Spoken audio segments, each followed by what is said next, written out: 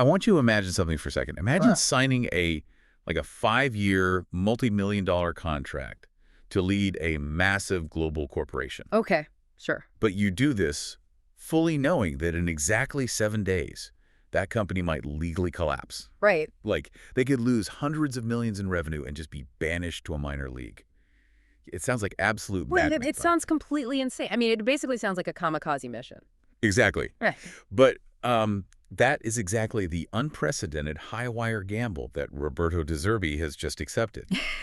Welcome to the Deep Dive, everybody. I'll be your host today, leading us through this chaos. And I'm here to try and make sense of the tactics and the history behind this mess because, it genuinely defies traditional logic. It really does. When we usually analyze these massive sports organizations, especially in the English Premier League, there is this assumption of structural invincibility. Right, yeah. The idea that they're too big to fail. Exactly. You see the billion-dollar glass and steel stadiums, the massive global broadcasting rights, the endless commercial partnerships, and you just assume there is a floor they simply cannot fall beneath. But then you step into the reality of Tottenham Hotspur this season.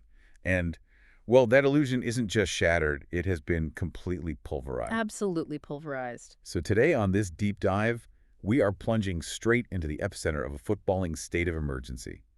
We are unpacking Tottenham Hotspur's truly shocking immediate appointment of Roberto De Zerbi. And this is with just 7 games left in the 2025-2026 season. 7 games. It's unbelievable. And to do this, we've pulled from a massive stack of sources for you. We've got detailed reports from BBC Sport, columns from chief football writers like Phil McNulty and Guillaume Balog. We also have some really great insights from French football experts. Yes, exactly. And crucially, we're looking at the raw, unfiltered, deeply emotional reactions from 2 massive Reddit communities.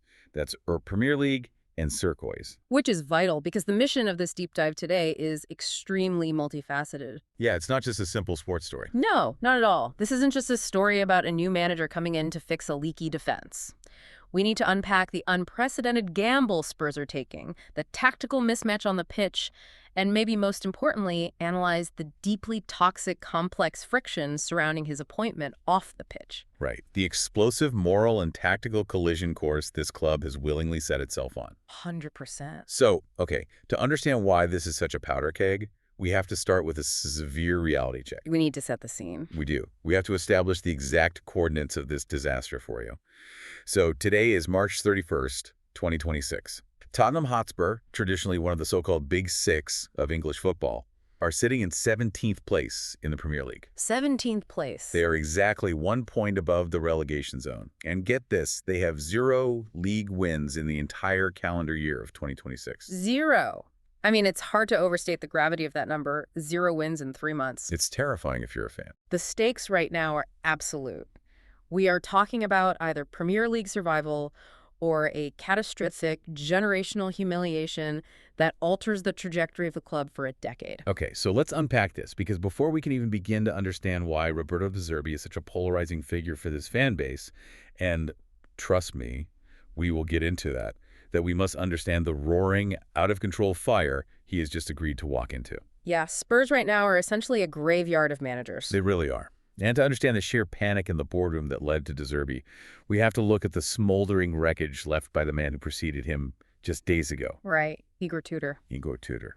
We are talking about a 44-day tenure.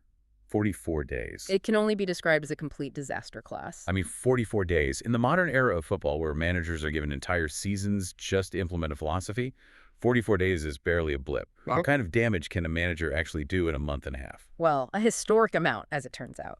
The statistics provided by our sources are genuinely staggering. Walk us through them.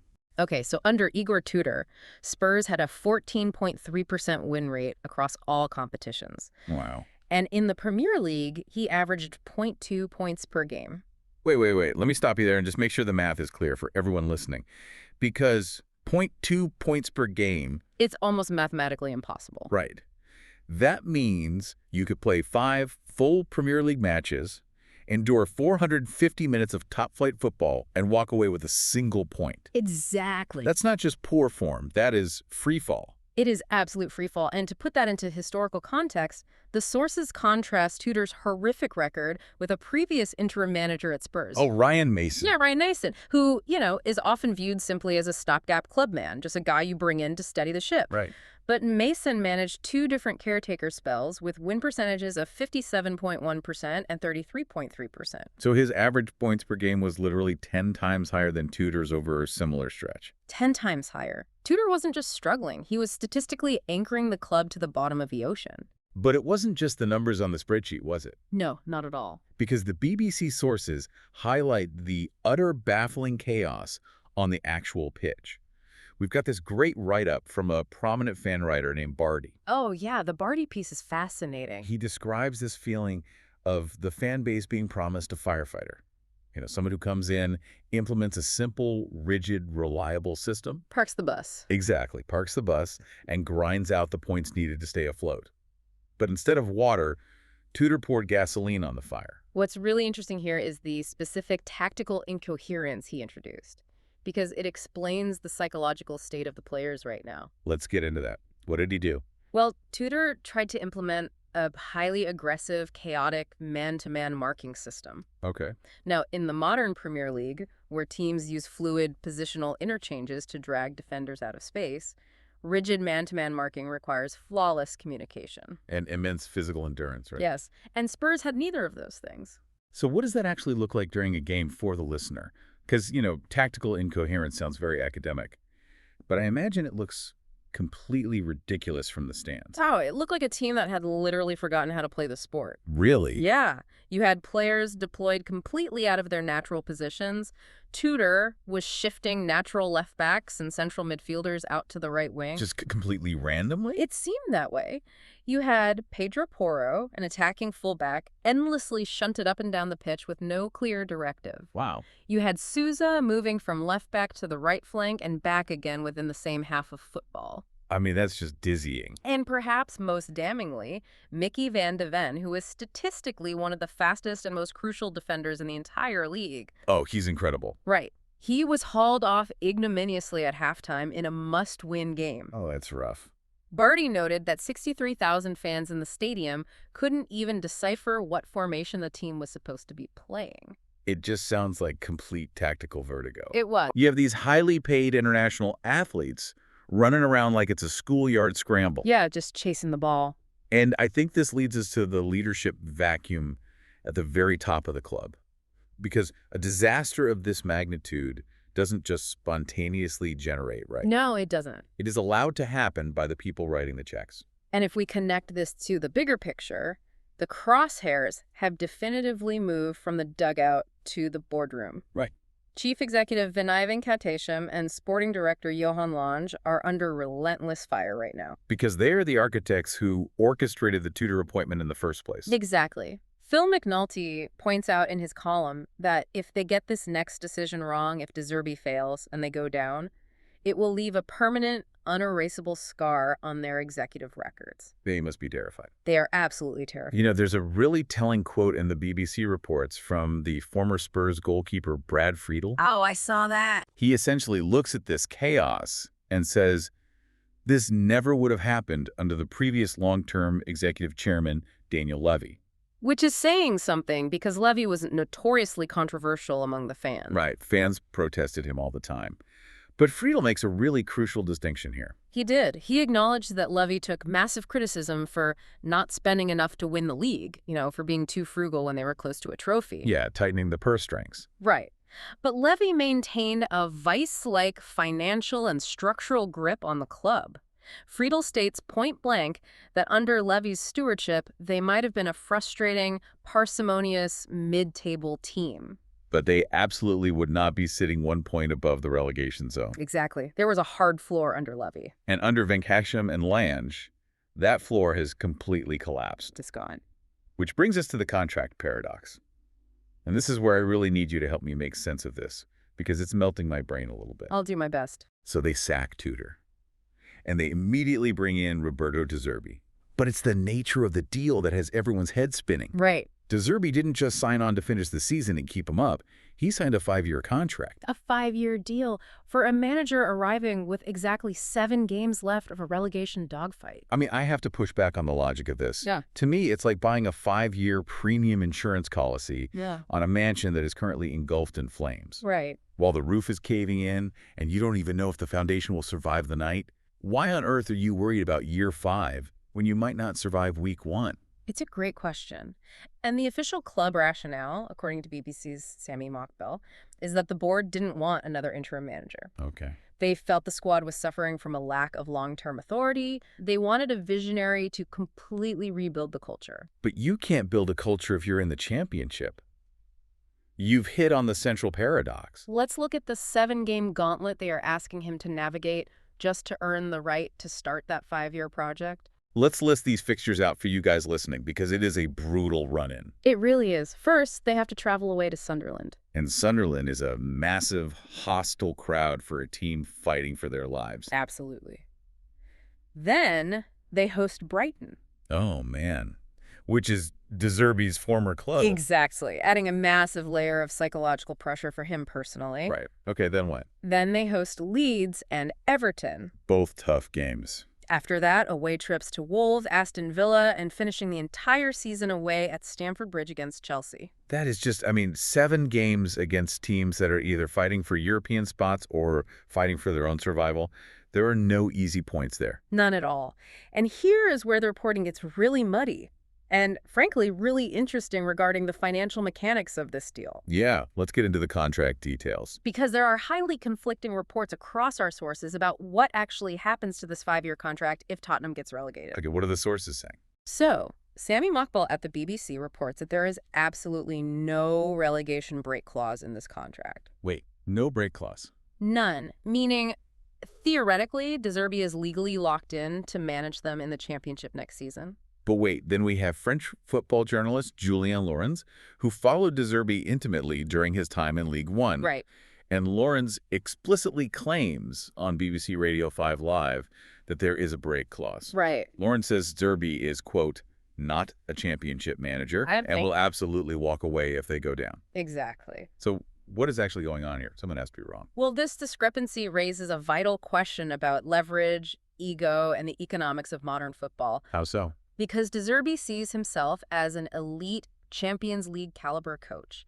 He was famously praised by Pep Guardiola as one of the most innovative minds in football. Sure. The idea that he would willingly manage away at Rotherham or Plymouth Argyle in the championship on a freezing Tuesday night, it's structurally incompatible with his ego and his career trajectory. I just can't picture it. No one can. So if Mockbell is right and there is no clause, what does that mean? If Mockbell is right, it implies an astronomical level of hubris from both the club and De Zerbi. Like they just assume they can't go down. It implies they sat in a room and mutually agreed that relegation is simply an impossible outcome, so why even draft the clause? Wow. But if Laurens is right, and there is a clause... then this 5-year commitment is actually just a PR mirage. A mirage. Yeah, it's a desperate short-term gamble dressed up as a long-term project to try and trick the players into respecting his authority. That makes a lot of sense. Okay, so we know the mansion's on fire.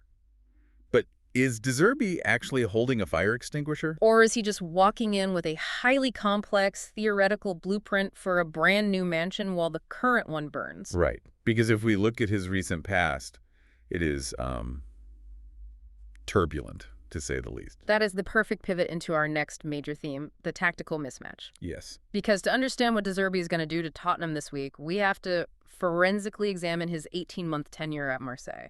Which only ended in February of this year, 2026. Right. He left Marseille literally weeks before taking this Spurs job. And looking at the sources from French football expert Matt Spiro, it seems like Marseille was an absolute pressure cooker that finally just exploded. It was a fascinating trajectory. Now, we have to be fair here. His first season at Marseille was actually quite successful on paper. Right, they did well. They finished second in League One, behind only the financial juggernaut of PSG. They got back into the Champions League. So what went wrong? Well, Spiro notes that there was always this underlying, palpable tension. It always felt like Marseille were just a couple of defeats away from a full-blown existential crisis. And that crisis definitely arrived. Oh, it arrived. So what were the specific friction points? because it wasn't just a run of bad luck. Reading through the sources, it seems systemic to how he manages human beings. It is. The primary red flag was his uncompromising, incredibly demanding style, which severely alienated players over time. De Zerbi is famously intense. He would constantly change systems and personnel selections. He usually operated around a base 4-2-3-1 formation. Right. But the tactical demands within that shape were so high and the instructions so rigid that players were described by sources as being completely bamboozled. Bamboozled. I mean, bamboozle is absolutely not a word you want associated with your defensive line. I know, it's really not. Let me give you a specific mechanical example of why they were struggling. Please do. At Marseille, his midfield pairing often featured Pierre-Emile Hudberg, who is a former Spurs player, ironically, and Geoffrey Kondogbia. Okay, two very solid, experienced guys. Very solid. But De Zerbi's system demands a front-footed, aggressive, highly technical pressing game. Right. Furthermore, his midfielders need to be incredibly agile. They need to be able to receive the ball on the half-turn while under immense pressure from the opposition. Right, because they need to act as the release valves for the defense. Exactly. But Hudberg and Kondogbia, while physically strong and experienced, simply lacked the mobility and the rapid cognitive processing speed to cover the spaces he demanded. They just couldn't pivot fast enough out of those tight pressing traps. Right. So they would lose the ball in transition, leaving the defense wildly exposed. And how did De Zerbi handle that? Did he adjust the system? No. Instead of adapting his tactics to fit the players he had, De Zerbi essentially demanded the players magically develop traits they didn't possess. Oh, man. And when you do that, when you ask players to do the impossible and then punish them when they fail, the dressing room eventually just fractures. It did, spectacularly. Yeah. The sources highlight a massive, highly publicized clash in the dressing room between winger Jonathan Rowe and central midfielder Adrien Rabiot. Oh, wow. This wasn't just a minor disagreement, it was a systemic divide in the squad over how the team was functioning. And that kind of toxicity always spills directly onto the pitch. It definitely did. They crashed out of the Champions League with the shocking 3-0 loss to Bruges. And the final nail in the coffin was a historic, humiliating 5-0 thrashing by PSG. 5-0. Yeah. The heaviest defeat in the entire history of Le Classique, France's biggest rivalry. So he had to go. The reports state plainly, De Zerbi completely lost the dressing room. His exit wasn't just mutual, it became inevitable. But here's where it gets really interesting, and honestly a bit absurd. Yeah. There's a crazy statistical irony that I pulled from the BBC report regarding his time at Marseille. Oh, I know what you're going to say. Despite that massive collapse, De Zerbi actually left Marseille with a 57% win rate. Right? That is the highest win percentage of any Marseille coach this century. It is. It highlights his sheer brilliance when the system actually clicks. But guess who is second on that list? Yeah. Right behind him at 56%. Oh, don't tell me. Igor Tudor. You cannot make this up. I know. Okay, so let me get this straight for the listeners. Spurs just sacked the guy with the second-best win rate at Marseille this century after he nearly relegated their club, only to instantly hire the guy with the best win rate at Marseille this century, who literally just lost his dressing room a month ago due to extreme tactical stubbornness. Yeah. It is like they're just sorting a spreadsheet of French football statistics and clicking higher. It really looks that way. Which brings us to the terrifying tactical collision course he is now on at Tottenham. Let's talk about that. Guillaume Balag breaks down De Zerbi's philosophy brilliantly in his column. He calls him a Guardiola protege. High praise. De Zerbi relies heavily on positional play, highly specific pressing triggers, and total hypnotic control of the ball to manipulate the opposition. Okay, so explain to the listener how that actually works on the pitch. Because, again, positional play is a term that gets thrown around a lot. What does a De Zerbi team actually do? Imagine like a highly choreographed dance designed to bait a trap. Okay, a trap. De Zerbi often has his center backs stand completely still with their studs literally resting on top of the ball. Wait. They don't pass it around the back four. They just wait. They wait. They do this to deliberately goad the opposition attackers into sprinting at them to press. That is nerve-wracking. It is. The moment the attacker commits, De Zerbi's team executes a rapid, pre-rehearsed sequence of one-touch passes, often involving the goalkeeper, to break through that first line of pressure. And that suddenly creates a massive numerical advantage higher up the pitch. Exactly. Okay, I see the brilliance in that. When it works, it's devastating. Beautiful to watch. But here's where I want you, the listener, to really put yourself in the boots of a Tottenham player right now. Good luck. Imagine you are exhausted. Your confidence is completely shattered. You haven't won a league game in 3 months. Yep. The fans are screaming at you. And someone walks into the room and says, okay, I want you to stand perfectly still with the ball on your own goal line, wait for a 200-pound striker to sprint full speed at your face, and then execute a flawless, no-look, one-touch pass through a needle. It sounds impossible under those conditions. Trying to teach this broken Spurs team De Zerbi's pressing triggers is like asking a group of classical musicians who haven't rehearsed in months to suddenly play free-form jazz at double speed. That's a great analogy. If one player is out of position by a single yard, the entire symphony collapses into discordant noise and the opposition scores. You mean they lose? Right. How on earth can he implement this with a squad that Phil McNulty describes as, quote, decimated by injuries, timid, and defeatist? Well, that is the multi-million-pound question, isn't it? And you've hit on the exact mechanism of why it might fail. Yeah. Pundit and former England captain Steph Houghton made this exact point on BBC Radio 5 Live. She looked at the squad and pointed out the extreme managerial whiplash they've suffered. Oh, the whiplash is crazy. Think about the physical and cognitive toll on these players. They started the last few years with Ange Postecoglou's high-octane, incredibly expansive attacking style. Right. Then they moved to Thomas Frank's pragmatic, data-driven transitions. Then to Igor Tudor's chaotic, physical, man-to-man marking system. Just absolute chaos. And now, De Zerbi's meticulous bait-and-switch positional play. Houghton says the players probably don't know if they're coming or going. They must be so confused. They're being asked to completely overwrite their footballing instincts every few months, with absolutely zero time to adapt. Former player Ash Williams backed her up on that same broadcast, actually. Oh, what did he say? He said De Zerbi is meticulous and detailed, building for the future.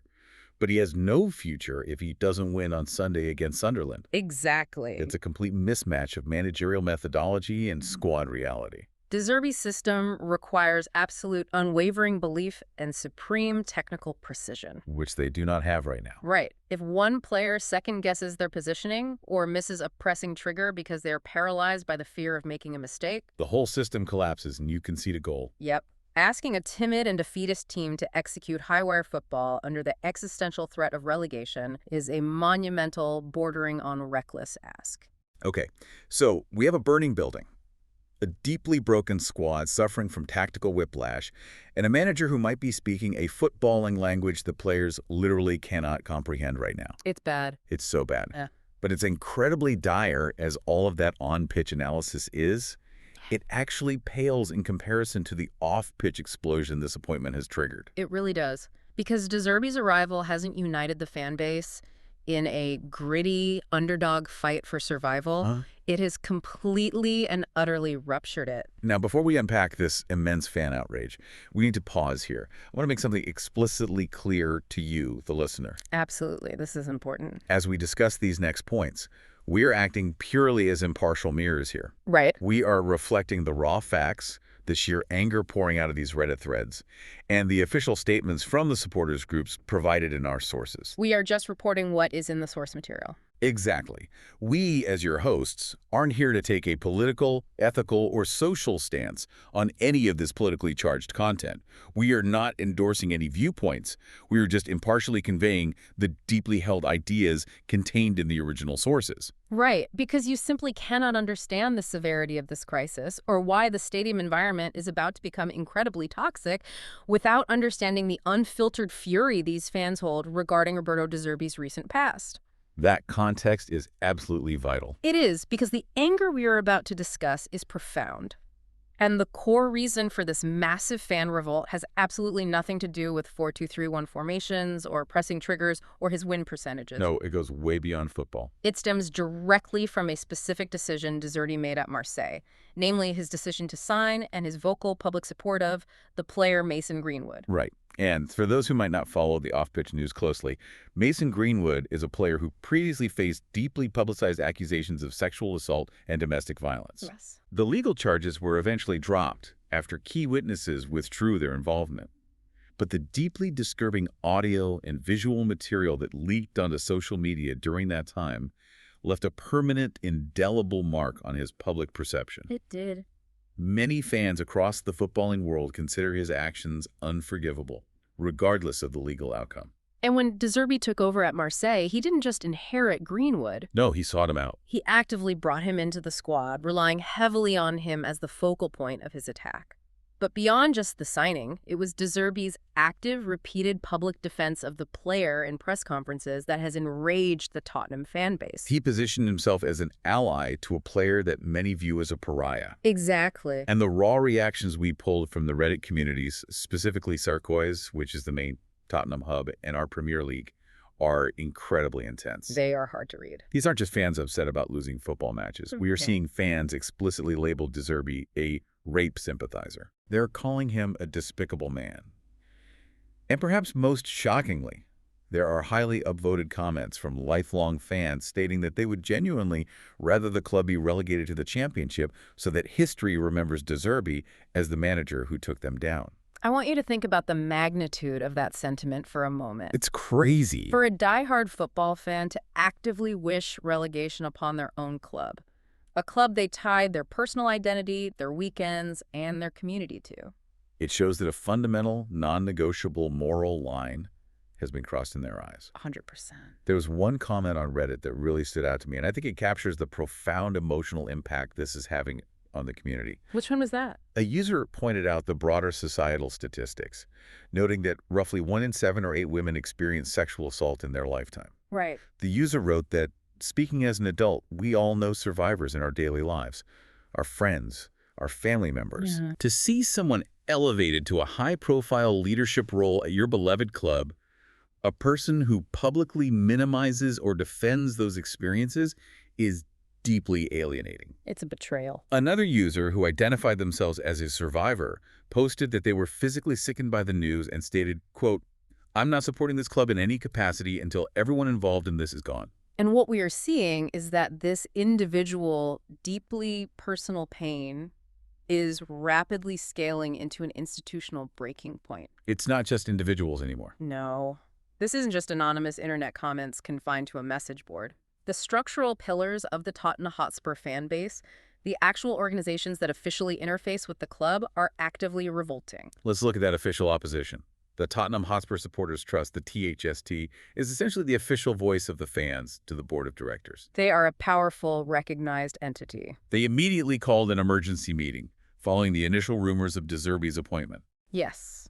Trust Secretary Tristan Foote spoke directly to BBC Sport and confirmed that this emergency meeting resulted in a formal letter sent straight to the club's chief executive. And they didn't mince words, did they? Not at all. They echoed the severe concerns of the fans and actively invited the board to, quote, reflect on the club's values. Wow.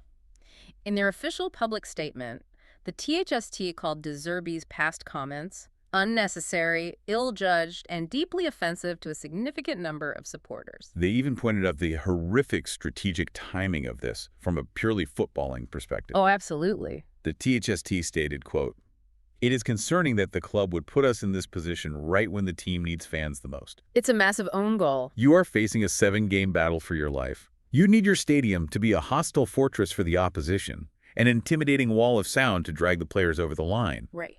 And instead, the board has essentially started a civil war in the stands." And the coalition of opposition is incredibly broad. It's not just the THST acting alone. Who else is involved? You have Women of the Lane, which is an official, highly visible Spurs fans group. You have the Proud Lilywhites, the club's official LGBTQI+ supporters association. Right. And you have Spurs Reach, a group which promotes values for fans from underrepresented ethnic backgrounds. All of these official, club-recognized groups have voiced severe public concerns. The stance of Ali Speechley, who co-founded Women of the Lane, is particularly heartbreaking to read. It is.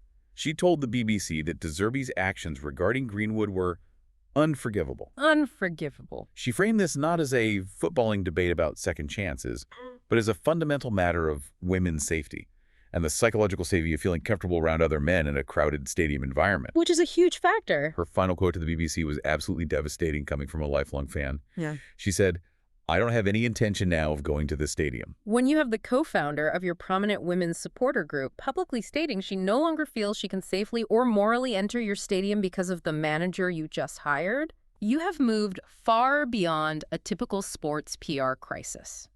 You have actively fractured the very community you rely on to exist. Which brings us to a massive, glaring question. Wait, let me just pause and ask this because it boggles my mind. Go ahead. If the club knew this would happen, and they had to know, they employ massive PR teams and monitor sentiment constantly.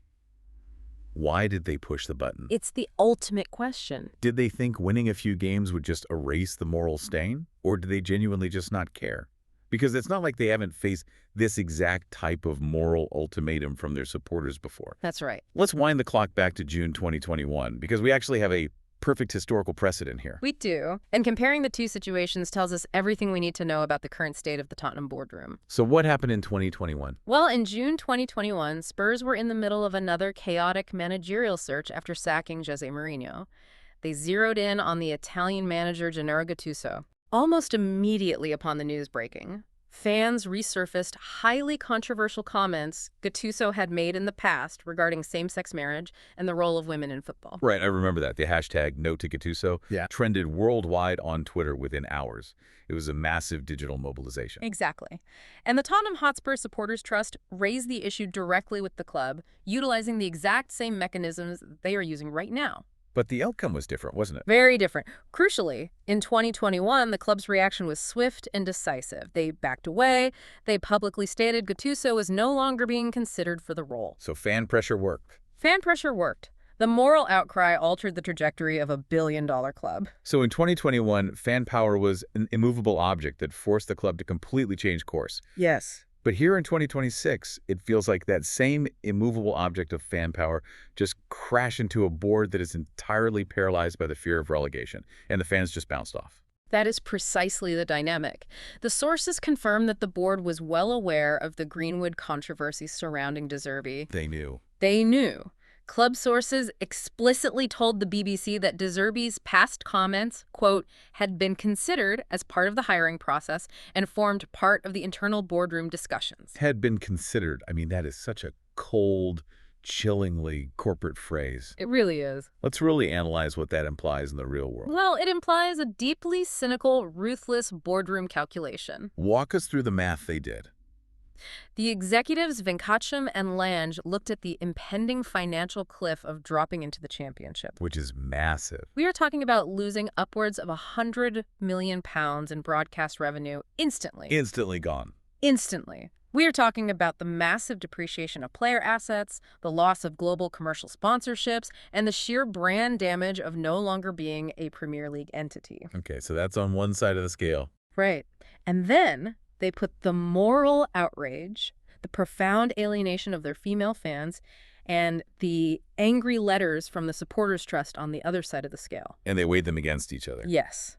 They decided that the tactical acumen of Roberto De Zerbi, combined with the lack of better short-term managerial alternatives on the market, outweighed the stated values of their own community. So what you're saying is they looked at the balance sheet, looked at the league table, and decided that Premier League survival was worth the absolute PR nightmare. Yes. It is survival at all costs, even if the cost is the soul and the unity of the club itself. It is a profound shift from the 2021 Gattuso situation. It demonstrates that when the financial existential threat reaches a high enough critical mass, the board views the fans' moral concerns not as a guiding principle, but simply as an acceptable casualty of doing business. So what does this all mean for the listener? When we zoom out and look at the totality of what we've discussed today, how do we summarize the sheer magnitude of this gamble? Well, we are looking at Tottenham Hotspur, a club sitting just one single point above the drop zone, making one of the most unprecedented volatile gambles in modern Premier League history. Yep. They have hired a notoriously stubborn, highly complex tactician in Roberto De Zerbi, a man who literally just lost his last dressing room in France a few weeks ago. Right. They are asking him to implement a meticulous, high-risk tactical system with a squad entirely devoid of confidence, and they are demanding he do it during a brutal 7-game window against incredibly tough opposition. And while executing that high-wire footballing act, The board has simultaneously alienated massive, crucial demographics of their own fan base, Exactly. prioritizing a desperate bid for financial and divisional survival over the safety, values, and unity of their community. And whether you manage a sports team, run a Fortune 500 business, or just observe human behavior under extreme pressure, this is a fascinating, dark study in crisis management. It really is. It is a real-time, highly public look at exactly what corporate leaders will sacrifice when their backs are truly against the wall and the financial abyss is staring back at them. And I think that brings us perfectly back to the core tension we started with. How so? Well, we talked about that expectation of structural invincibility at the beginning of the show, that grand illusion of a safety net for these massive globe-spanning clubs. Right, the idea that they can't fall. Which leaves us with a final lingering thought for you to ponder as this 7-game saga unfolds over the next 2 months. What's that? We so often say, romantically, that football clubs are the heart of their local communities. We like to believe they belong to the fans, that they represent the soul of the people who fill those seats every weekend. Beautiful idea. But if a club is willing to actively fracture its own community, ignore its marginalized voices, and completely abandon its stated values just to secure its financial status in an elite, multi-billion-dollar league. Yeah. Does that mean modern super clubs are no longer community assets at all, but simply corporate survival machines? A corporate survival machine. Wow. It is a heavy, sobering thought to leave you with, but an absolutely essential one as we watch this incredible drama play out on and off the pitch. Thank you for joining us on this deep dive.